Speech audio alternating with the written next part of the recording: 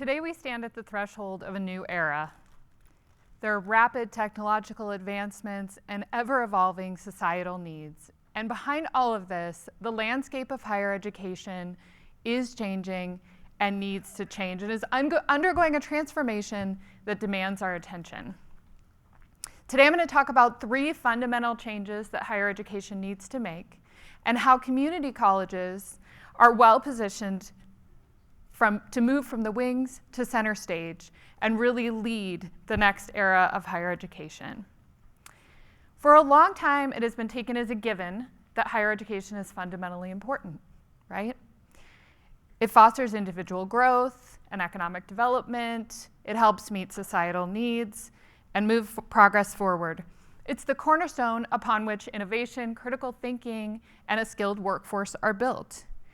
It can provide a path to the middle class and entirely change a family's future. But it also has not been for everyone, and in fact, throughout most of its history, it has not worked for most. Despite this, the outcomes for those who have access to higher education are undeniable.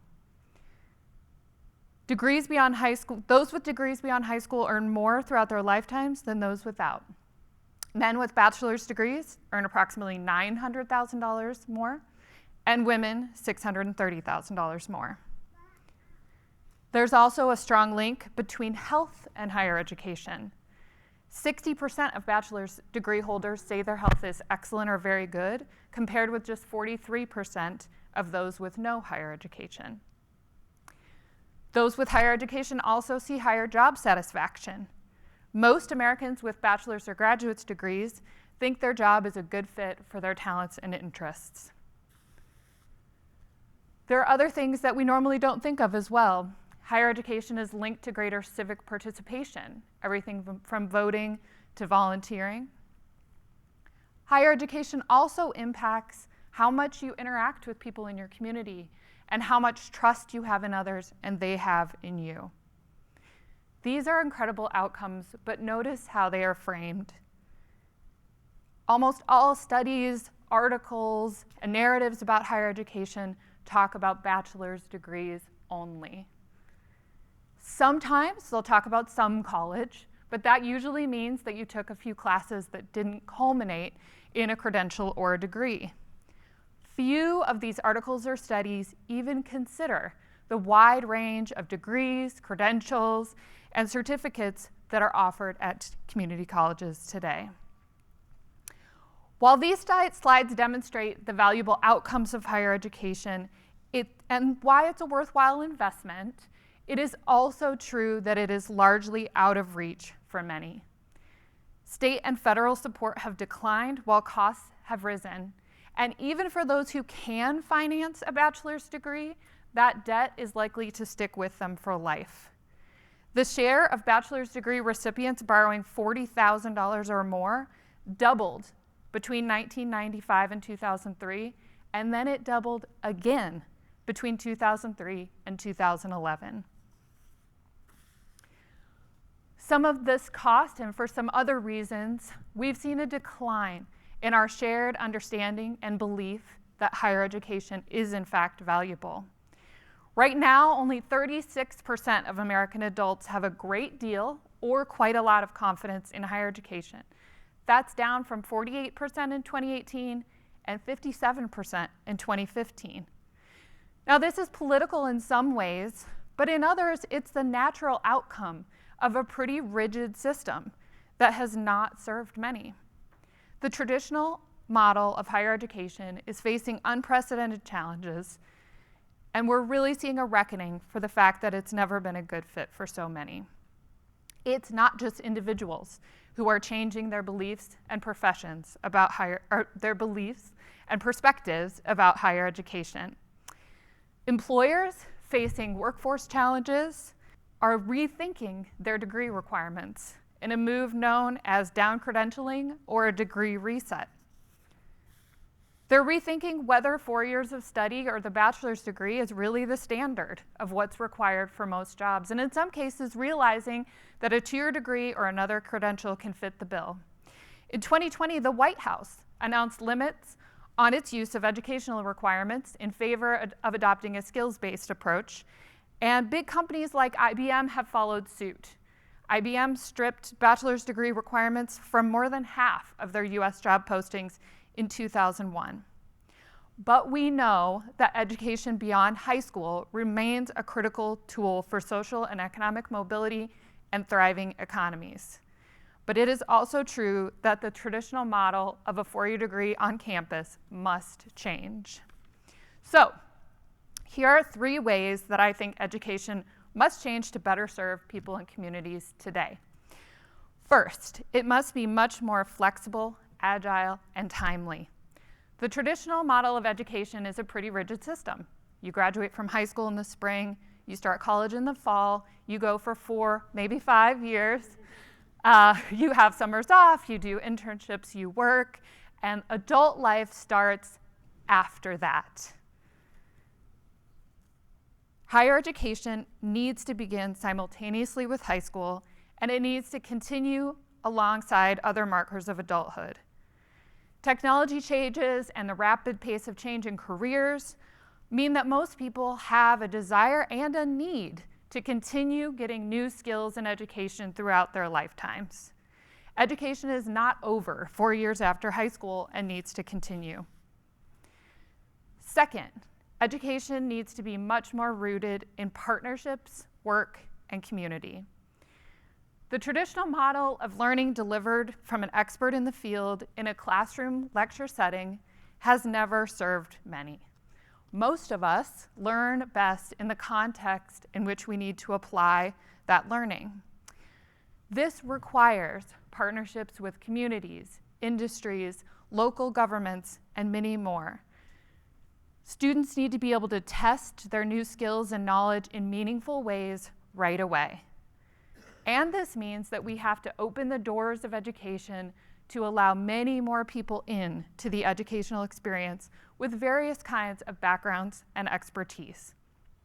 This will also help us close the growing gap between skills taught in the classroom and those that employers are actually looking for in those that they hire. This tighter alignment of current practice and work will improve outcomes for students and better serve the needs of communities through both a skilled workforce and partnerships with local governments and nonprofits. And finally, the third way that higher education needs to change is it must be much more democratized, individualized, and accessible.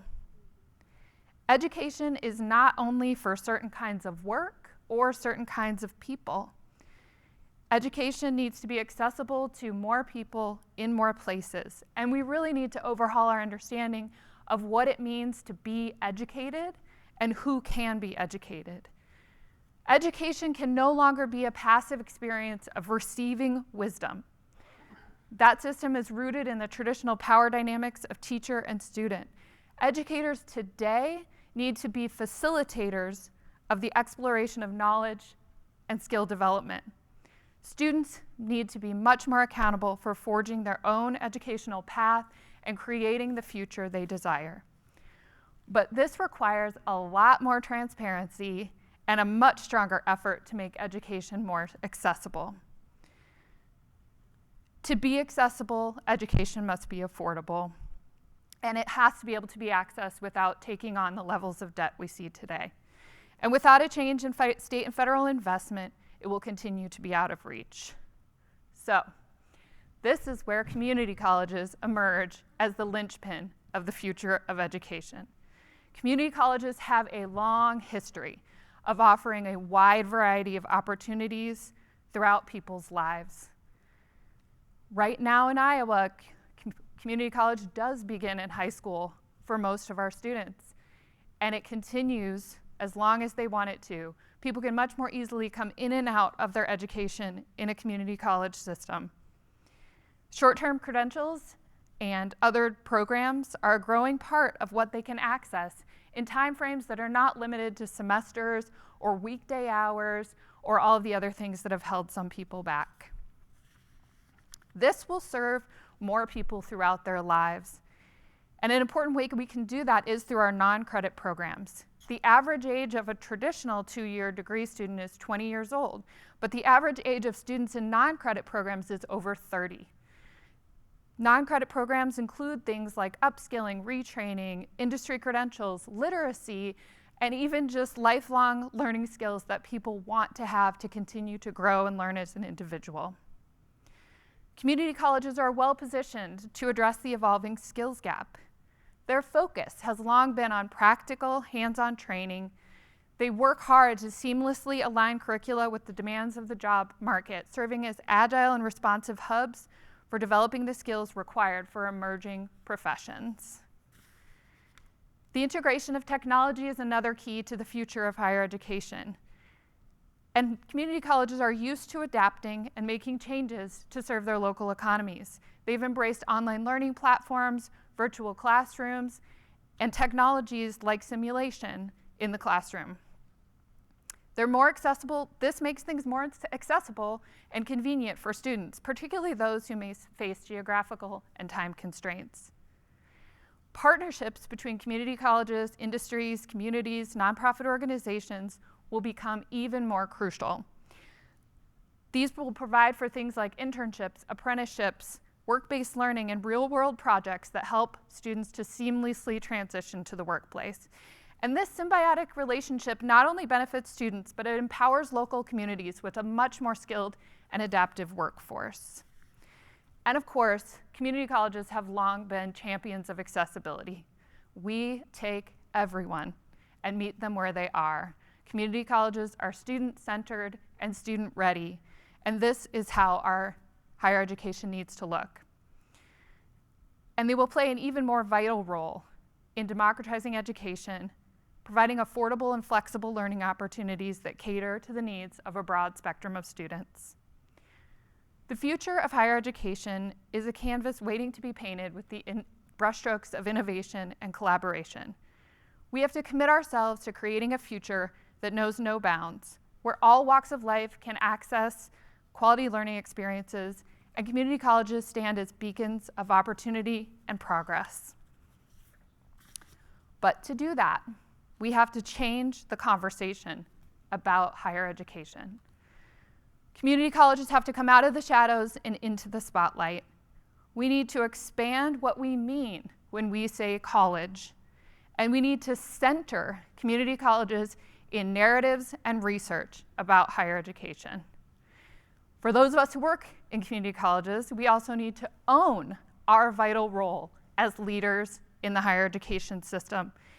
And most fundamentally, we need to better support community colleges. They can be the bridge to the future, but not if they're under-resourced and ignored. Together, we can build systems of higher education that work for everyone. Thank you.